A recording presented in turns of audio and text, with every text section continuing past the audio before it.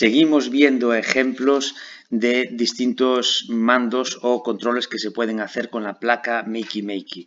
En este caso vamos a ver cómo con una simple caja como esta, que vino de un paquete de correos, podemos construir un mando en donde lo único que tenemos que hacer es ir conectando cada uno de los conectores de las flechas arriba, abajo, derecha e izquierda con distintos elementos metálicos o conductores que pongamos en la caja. Podemos usar chinchetas de encuadernación como esta, o yo en este caso ya tengo preparado un mando en donde usé chinchetas de gran tamaño.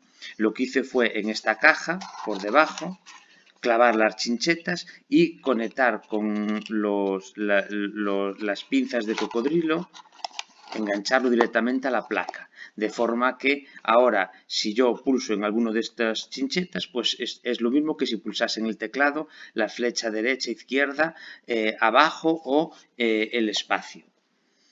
Para ver el ejemplo cómo funciona, vamos a utilizar el ejemplo del cangrejo lanzamelones, en donde el disparo, además de configurarlo con el espacio como habíamos hecho inicialmente, también funciona con la flecha arriba para que pueda ser controlado con este mando. Entonces, si lo probamos, para que funcione lo primero es poner la pulsera para que haga masa y a partir de ese momento ya podemos mover el cangrejo y para disparar pulsamos en el botón de flecha arriba y estamos disparando y matando a las estrellas. El mando que habíamos hecho el otro día sigue funcionando. Entonces tenemos varias formas de controlar el ordenador.